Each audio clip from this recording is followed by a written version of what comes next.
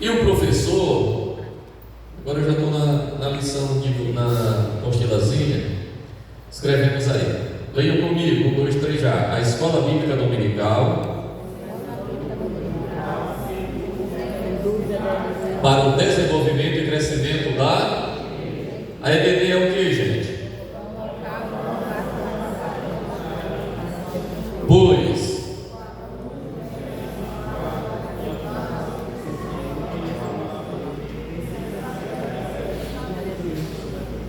sendo assim, já que a escola bíblica é tudo isso que nós escrevemos, sendo assim, o professor de EBD não é apenas um transmissor de conhecimentos. Já está agora isso aí já está lá na tela, né? Leiam aí na tela. 3, 2, 1, já.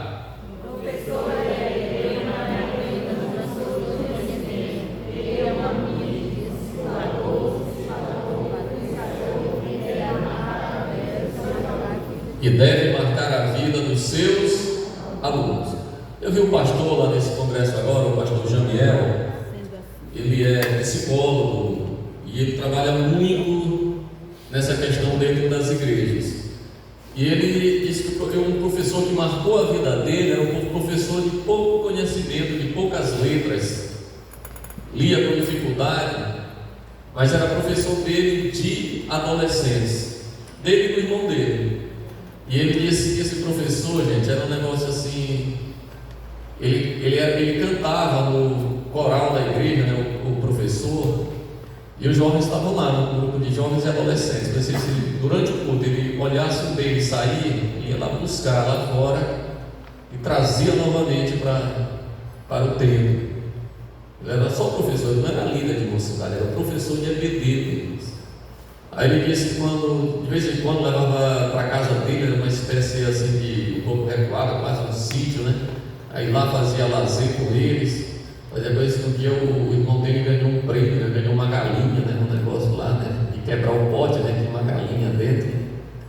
E assim, aquele professor marcou a vida dele.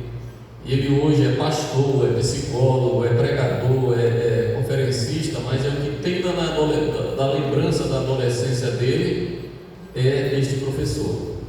Então o professor, ele deve marcar a vida dos seus alunos, os influenciando. Aqui eu não estou falando de professor apenas de adulto, de crianças ou adolescente, estou fazendo um apanhado geral. Quem vai falar mais direcionado para o público, até o pré-adolescente, é a Salete, a tia Salete, né? A missionária Salete Santiago, tá? Eu vou falar aqui no apanhado geral.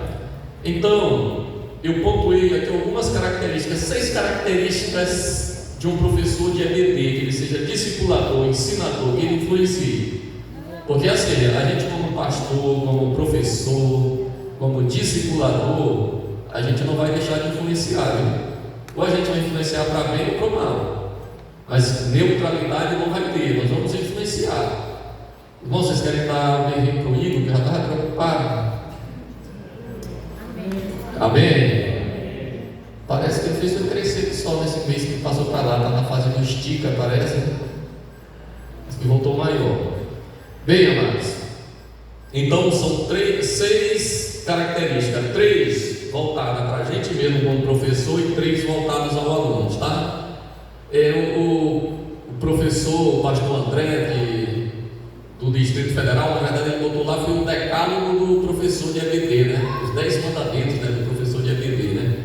Mas eu saí pensando um pouquinho dali, e a gente pegou 6 características dessas aí. Passei a primeira aí, seu. Bem, a característica principal, a primeira de um professor, ele tem que ter um devocional equilibrado, oração, leitura e consagração. Antes de tudo, priorizar o relacionamento com Deus. Amados, se eu não estiver na presença de Deus, como eu levarei alguém à presença desse Deus?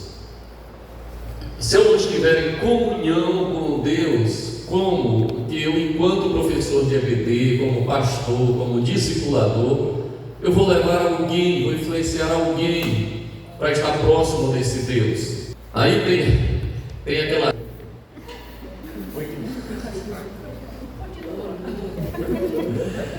Não filma isso aí não, Pedro, pelo amor de Deus.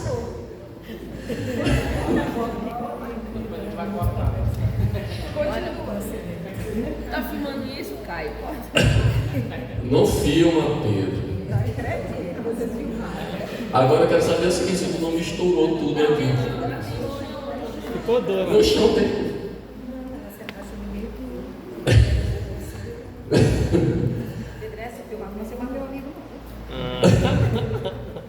Isso aqui é para eu vou sortear daqui a pouco um livro para vocês, rapaz. Aí minha mulher está. Tá, então, queridos, oração, leitura e consagração. Isso aqui não mudou. Até Jesus voltar, isso aqui não vai ser retirado de nós, irmãos. Nós temos técnicas, nós temos pedagogia para dar aula, nós temos didática, mas nada supera e ultrapassa a oração, a leitura e a consagração. Eu vi o pastor Pedro Lindoso dizer uma vez: meus irmãos, os pastores estão estudando muito, fazendo curso de direito, fazendo curso de psicologia, fazendo curso disso, daquilo, isso não tem nada contra, mas no púlpito da igreja nada substitui a palavra de Deus. Nada substitui a palavra de Deus. Oi? Chave de quê? Eu não. Não trancou lá e ficou lá de fora. Ah, meu Deus. Não trouxe chave não, meu filho. Então vai ter que pedir alguém para lá agora pro negão lá.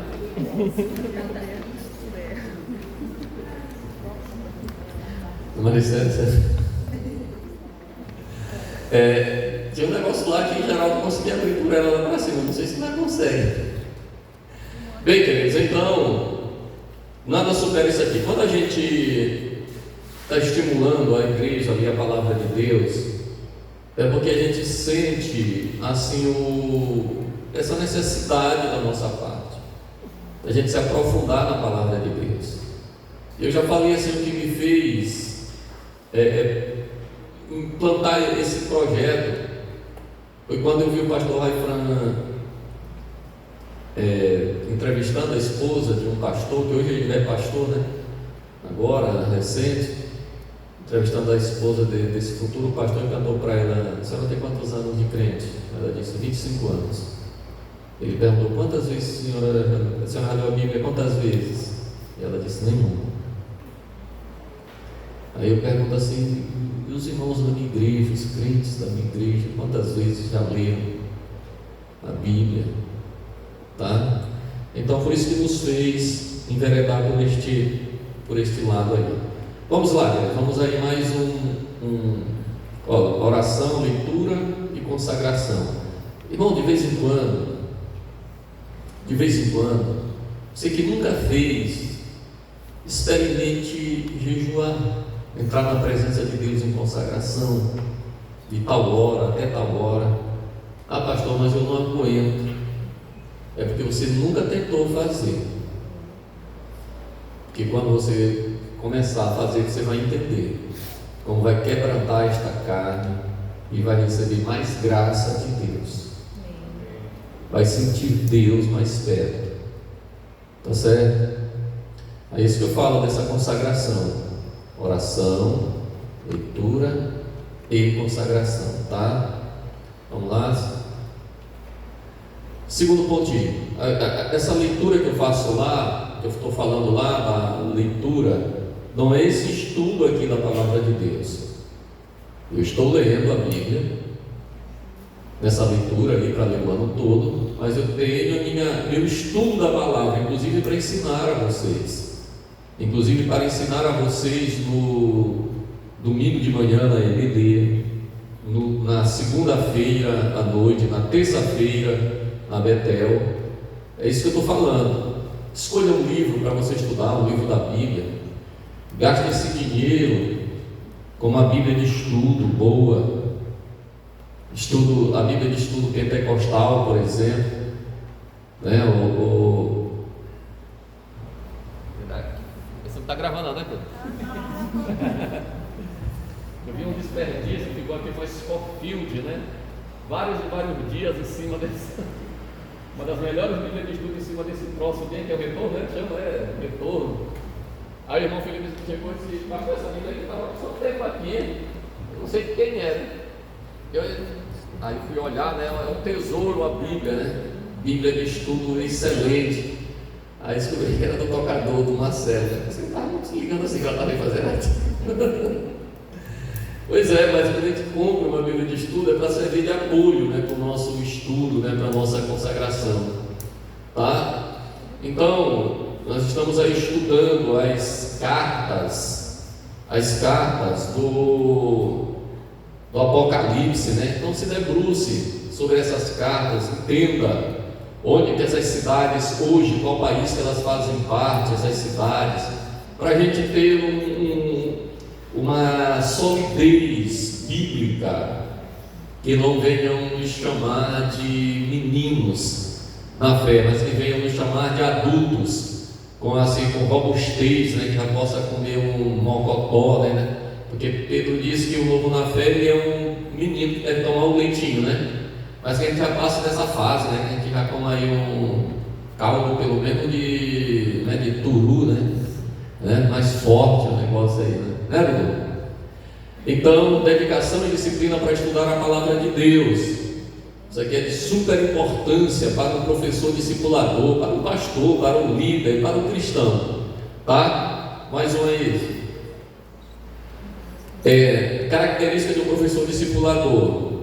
Leiam comigo. Conhecer a linha teológica adotada pela Assembleia de Deus. Conhecer a linha teológica adotada pela Assembleia de Deus. Está bem aqui condensada neste livro do pastor Raifran, certo? Esse aqui, o nosso Cremos. E ele está bem aqui ainda no plástico para ser sorteado daqui a pouco, viu? Eu vou ler aqui para vocês só os índices, só o índice. Nós cremos que o quê? Ó, tem café, Nescau e um leitinho ali, viu, irmãos? Já todo mundo assim de uma vez, mas já tem gente dormindo, não durma, vai lá e toma um cafezinho ali, com um leitinho ali, um Nescauzinho para não dormir, tá bom? Tá? Eu prego melhor do que Paulo, porque Paulo foi preciso meia-noite para o último cair de lá e morrer, né? Eu, de tarde mesmo, já faço o pessoal dormir. Então deixa eu só ler aqui para vocês, né, o nosso cremos aqui, ó. O professor da EBD é comunicador de afirmações teológicas. Portanto, precisa conhecer pelo menos as doutrinas básicas dessa confissão teológica. Aí diz assim, eu tenho assim que teologiza, né? Quando eu falo de teologia, né? Não é todo negócio de teologia e tal. Todo dia na escola bíblica tu afirma as coisas teológicas para teus alunos. Todo dia você que prega, você faz afirmações teológicas. Quando você diz assim, Jesus vai romper as nuvens, a trombeta vai soar, isso é uma afirmação teológica da doutrina do arrebatamento da igreja, irmão. E se alguém te perguntar onde é que a Bíblia diz isso aí? Está dizendo, está pregando, tu está ensinando, mas onde é que está na Bíblia? A doutrina do arrebatamento, por exemplo, tu pega aí 3 versículos para embasar, para tu confirmar essa doutrina bíblica. E aí? Então vamos ver aqui, só esses índices aqui do nosso cremos. Nós cremos o quê? Na inspiração das Sagradas Escrituras, a palavra de Deus. Segundo, doutrina do único Deus, Trino, Eterno e Criador. Nós estamos estudando na escola bíblica, não foi? A Trindade. A doutrina da divindade e da humanidade de Jesus Cristo. Estamos estudando também na EBD. Que Jesus é Deus, mas que Ele se fez homem, Ele se encarnou. Ou nós não cremos assim, queridos? Cremos assim, é isso que nós estamos estudando na nossa EBD. Quarto, a doutrina da divindade e personalidade do Espírito Santo. Nós cremos que o Espírito Santo é uma pessoa e que é Deus, a terceira pessoa da Trindade divina. Eu estou falando de coisas que nós, como professores, nós temos que ter o mínimo de conhecimento, irmão, dessas doutrinas. Tá? É a nossa confissão teológica, é o nosso cremos. O de número 5, a doutrina do pecado, da necessidade do arrependimento e da fé em Jesus Cristo. A doutrina do pecado, o homem pecou e ficou distante da presença de Deus. A doutrina do novo nascimento. A gente não prega? Nicodemos foi de noite ver a Jesus, foi escondido. Aí a gente diz, ele disse que é necessário nascer de novo. Então nós cremos que o homem pode passar de um estado de pecado para um estado de nova pessoa em Cristo Jesus quando o aceita. Nós não cremos e não pregamos, não é assim, queridos? Então isso aí faz parte do nosso bojo, do nosso arcabouço teológico, do nosso credo. Mas tem mais. A doutrina da salvação pela fé na obra expiatória de Jesus Cristo, expiatória, vicária. Jesus morreu no nosso lugar na cruz do Calvário. É uma doutrina, mais outra. A doutrina do batismo em águas, na fórmula trinitária, no nome do Pai, do Filho e do Espírito Santo, e por imersão, que tem que mergulhar mesmo, que seja lá no Rio Grande ou que seja aqui na rampa, tá? Doutrina do batismo. Outra, a doutrina da santificação. Nós cremos pela Bíblia Sagrada que existe a doutrina da santificação, da separação do mundo e de uma vida consagrada ao Senhor e para o seu serviço. Os irmãos compreendem e dizem amém? Número 11, a doutrina do batismo com o Espírito Santo. Eu estou estudando com a mocidade a doutrina do batismo com o Espírito Santo. São 16, viu, gente? A gente tem que ter pelo menos o mínimo conhecimento. Nós somos assembleianos, professor de EBD, cristãos da Assembleia de Deus, tá? Um professor discipulador. A doutrina da atualidade dos dons divinos. Nós cremos que os dons divinos, os dons espirituais, é para a nossa era, que eles não ficaram no passado, que Jesus ainda cura, que Ele batiza com o Espírito Santo, dom de falar em línguas, dom de profecia, dom de interpretação de línguas, diversidade de línguas. Nós cremos que é para os nossos dias, pela Bíblia Sagrada, logicamente. A doutrina da segunda vinda de Cristo, arrebatamento da igreja, tá? A doutrina do tribunal de Cristo, quando nossas obras serão julgadas. A doutrina do juízo eterno e do destino eterno, tá? Trono branco e destino eterno. E por fim, a doutrina da família conforme os propósitos de Deus. Então, essas 16 doutrinas formam o arcabouço doutrinário da Assembleia de Deus no Brasil e, portanto, da Assembleia de Deus em Porto Rico do Maranhão. E o pastor Raifran, ele condensou, e se cremos aqui, tem tantos livros aí, tantos escritores, mas ele condensou, ele teve um trabalho bem grande nesse livro aqui chamado 160 perguntas e respostas de doutrinas bíblicas do nosso cremos. Ele botou em forma de pergunta: por que nós cremos no batismo com o Espírito Santo? Por que nós cremos que o homem é pecador? Aí tem as respostas, tá? Ore a Deus que daqui a pouco você pode ganhar esse aqui no sorteio, viu? Tá? Pastor, quem não ganhar, você encomenda que eu digo no seminário de discipulado, que vai ser no dia 24 e 25 de março. Os pastores Enoque Martins e José Wellington de Santa Inês estarão conosco aqui. E eu peço para eles trazerem de lá de Santa Inês. Quem quiser, estiver interessado, meu pastor Raifran tem muitos deles lá, né? Eu comprei agora esses aqui, comprei 3 para sortear, né? É um aqui, outro com a mocidade lá no nosso Café com Bíblia, e o outro, né? Mas o outro eu queria sortear no dia do seminário discipulado, mas não pode trazer outro, né? Acho que vou sortear 2, viu? Hoje, viu? Tá bom? Aumentou a chance, né? Homem para mulher, porque isso aí. Da declaração de fé. Só que ele botou interessante, que ele botou em forma de perguntas, né? Por que Jesus voltará a segunda vez? Por que o homem é pecador? E tudo, né? E respostas, tá? Vamos lá, agora sim, volte aí, rapidinho aí, volta aí, ó. Aí, o primeiro que foi que eu falei, que o professor discipulador tem que ter um devocional equilibrado. Segundo, estudar a palavra de Deus. E terceiro, conhecer a linha teológica adotada pela Assembleia de Deus, o nosso cremos, tá? Não preciso conhecer. Agora, em relação ao aluno, vamos lá, os outros 3 para a gente terminar. Conhecer o aluno. Aqui assim, você pode até dizer isso assim e é bom, né? Ah, pastor, eu conheço aqui, todo mundo se conhece mesmo, né? Nós até dizemos que todo mundo é parente, né? Na cidade, todo mundo é parente. Irmã Eula, todo mundo que morre é parente dela. É. Sabia disso não. Não, assim, não estou exagerando, mas quase todo mundo, agora quando falece uma pessoa na cidade, pergunta, não é isso aí, né? Esse parente dele. Não, isso aí não é.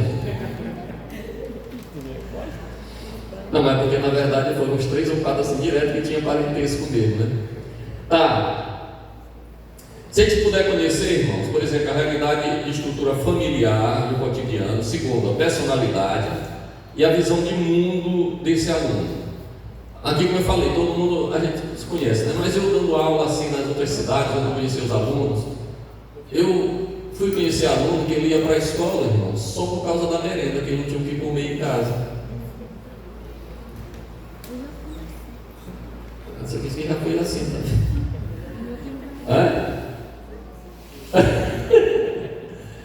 Então o aluno ele ia para a escola, a gente descobriu depois por que ele era tão rebelde. A gente descobriu, né, que a causa era familiar, uma loucura a casa dele, né?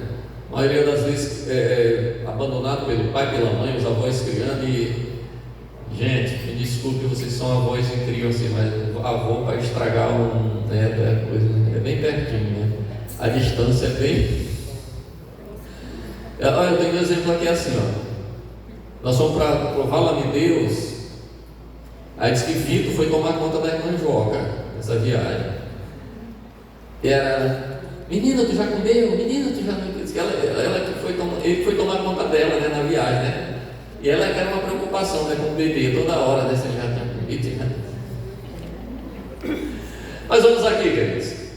Bem, a realidade, estrutura familiar, tá? Personalidade é como pensa, sente, eu botei senta, né? Como pensa, sente e age a pessoa, é personalidade, tá? Por que esse aluno é assim? Por que ele fala assim? Lá em Santa Inês, nossos netos, eles moraram com a gente até uns 4 anos mais ou menos, até uns 4, 5 anos. E o mais velho, o Lourinho, de repente ele começou a xingar. Tudo para ele era um carvalho. E disse uma vez na igreja, aí os irmãos disseram assim, olha, o neto do pastor xinga. Não era o filho de Tamires, né? Era meu neto, né? Aí o meu irmão disse, mas eu acho que ele não aprende isso na casa do pastor. Aí eu disse assim para ele, Henrique, se você disser isso mais uma vez, eu vou bater na sua boca. Eu vou te bater, tá ouvindo? Tovo. Aí um dia a gente ia no carro, eles não paravam no carro não, né? A avó deles aqui, eles andavam assim, entravam assim no meio dos bancos da frente, lá para trás, e voltava, e tudo lá em Santa Inês mesmo, né? Que dá um freio brusco, e lá vinha ele na direção do para-brisa, caiu. Eu vi o que é assim, a mente da pessoa, uma criança, sabe o que ele disse? Carapas. No meio do caminho ele se lembrou, eu acho, que ia dar uma taca nele. Só que depois aí a vizinha chamou esse irmão Maricélia, não deixe mais os seus netos ir na casa bem do lado aí, que a menina de lá, uma maiorzinha, né? Dos 8 para 9 anos. Está ensinando ele todo tipo de palavrão que eu posso imaginar. A gente serviu de ver. Mas eu quero dizer assim para vocês, é que a gente precisa ter um mínimo de conhecimento desse aluno, para ver por que ele pensa assim e ele age assim. Estava achando na igreja que acho que era eu que xingava lá, né? Pelo menos uma irmã, quando ela diz, olha, o neto do pastor xinga, né? Você está vendo? Né? E por fim, queridos, a visão de mundo. Nós descobrimos, isso aqui talvez não seja uma realidade nossa. Por que o menino do morro carioca, principalmente, ele quer ser traficante? É porque a visão de sucesso que ele vê lá é do traficante, com cordão de ouro no pescoço, andando de carrão, rodeado de mulheres e com dinheiro no bolso. Aí ele tem essa visão de mundo, porque aquilo ali é o mundo que ele conhece, tá certo? Então, Você, como professor, estou falando aqui assim, de forma geral. Os adultos aqui todo mundo se conhece, mas a criança e o adolescente, a gente precisa entender um pouquinho. Você que está lá na tua sala de aula, tá bom? Esse aí é o primeiro ponto. Segundo, isso aqui já é em relação ao aluno, né? Segundo, vamos lá? Passa aí mais um para aí. Compreender o aluno. É a tal da empatia. A gente aprendeu empatia de forma bem simples. O que é empatia? É se colocar no lugar do outro. Beleza. Não é isso que a gente aprendeu? Só que o pastor Jamiel, ele que é psicólogo, ele definiu que é muito mais do que isso. Ele tem empatia cognitiva, emocional e a solidária. A cognitiva é você ter a capacidade de compreender a dor do outro. Compreender a dor do outro. Jesus, quando ele chegou lá na casa em Betânia, na casa de Lázaro, de Maria e Marta e Lázaro, quando ele sentiu a dor do outro, ele sentiu a dor dos irmãos, das duas irmãs e daqueles que estavam chorando. E o que ele fez?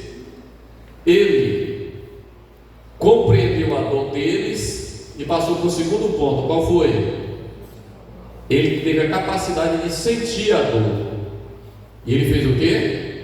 Chorou. Ele compreendeu a dor do outro, sentiu a dor do outro, mas ele veio para a terceira etapa da empatia. Qual é? Solidária. O que é a solidariedade? A capacidade de oferecer ajuda. Ou seja, Jesus não ficou só na compreensão, só no sentimento, ele partiu para a ação. Teve um outro caso interessante, que foi de uma mãe que disse para Jesus assim, sabe o que ela disse? Senhor, tem misericórdia de mim, que a minha filha está miseravelmente endemoninhada. Quem era que estava endemoninhada? É a filha ou era a mãe? A filha. Mas a mãe não disse tem misericórdia da minha filha, ela disse tem misericórdia de mim, porque ela estava sentindo a dor da filha. E sabe o que ela fez? Ela não poderia ajudar, mas ela foi solidária e foi buscar a ajuda de quem poderia ajudar. Será porque esse aluno está com 3 semanas que não vem? Será o que foi? Eu não tenho nem o contato dele. Procure o contato dele. Procure o contato dele, dê uma ligadinha. Tem um tal de um grupo de WhatsApp agora, né? Que é tão simples, né? Gente, eu tenho tanto grupo desta igreja. Eu sou do grupo dos diáconos. Eu sou do grupo da Betel. Eu sou do grupo de Pumaru e Rio Grande. Pastor, eu posso botar essa bola? Da leitura anual, né, da Bíblia. Do grupo de departamentos. Eu sou formado em... Foi fazer uma entrevista de emprego e disse assim, tu tem experiência aqui? Não, eu sou administrador. Você fez que curso? Não, eu sou administrador de 20 grupos de WhatsApp, né? Administrador de 20 grupos. Então digam comigo, eu leio aqui e vocês só fazem complementar. Cognitivo é o que, gente? Emocional. E a solidária? Se a gente ficar só nessas duas aqui, é bom, né? Mas o ideal é a gente partir para essa daqui, ó, né? A empatia solidária. Teve um episódio antigo do Chaves. Vocês lembram que estava falando da falta de comida, da falta de solidariedade? Estava todo mundo comendo e não deixava o Chaves comer, né? Estava lá, estava o professor Girafales e Chiquinha, todo mundo lá, né? Olha, esse negócio está muito difícil, né? Abandonar as crianças, né? Ele estava lá e estava doido de fome, quando ele ia meter a mão, né? Não ofereceram ajuda, estavam só sentindo a dor, mas não estavam oferecendo ajuda. Quando ele estava lá, eles não estavam dando, tá certo? Vamos para o último aí dos nossos, que está dando a hora. Bem, e o último ponto, desenvolver o aluno. Volte aí nos pontos do aluno aí, do aluno, do 5, do 4. Primeiro, conhecer o aluno. Segundo, Passa aí, meu filho. Compreender o aluno. E terceiro, desenvolver o aluno. Para que um dia, viu? Para que um dia você olhe o seu aluno da EBD, né? Como a irmã Jordinha olha o Gleder e diz assim: meu garoto, você é meu garoto, meu discípulo, né? Mas tem outros mais, né, irmã Jordinha? Falando só de Gleder, né? Tem aí, né? Quando a irmã Neta, né, olha o Valdecir, o Jagger, né, diz assim: olha, passou pelas minhas mãos, já está até cantando, né? Já tá. Não, eu estou falando assim que você chegou a desenvolver esse aluno, você faz parte dessa história. Você está entendendo? Você pega uma criança e vai ali discipulando, ajudando na escola bíblica dominical, e daqui a pouco está ali naquele vocal, depois está nesse aqui, depois está aqui pregando, tá? E de repente está aqui com uma gravata, né, e tudo. Então você, como professor discipulador, você tem que fazer o quê? Focar moral, incentivando uma vida de oração, leitura e participação na comunidade cristã, de modo que o quê? Que estes se firmem na fé e desenvolvam ministério. Aí nós teremos alcançado o objetivo de um professor discipulador, viu, gente? Aí eu falo de forma geral, daqueles de pré-adolescentes, adolescentes, adultos. É interessante você ver depois o seu aluno que esteve lá na sua classe estando aqui. Como agora, ontem eu comecei a dar oportunidade à noite no culto, né? Lá de tal, vem cantar um hino aqui. Aí o irmão Joãozinho estava aqui do meu lado assim: pastor, o senhor está fazendo uma espécie de treinamento, né? Pois é isso mesmo. Botamos as pessoas para desenvolver o seu potencial. Tem mais um aí, meu filho? Bem, então essa aqui é a conclusão. Só para fechar o raciocínio, leiam comigo. Quando investimos o quê? Tempo, esforço e dedicação no ensino da palavra de Deus, ajudamos o quê? Não apenas conhece o Senhor, mas também o quê? Vive de acordo com os seus ensinamentos. É isso que vale para nós como professores, educadores cristãos. Quem diz amém? Amém. Glória a Deus. E Maricela, ajeita aí o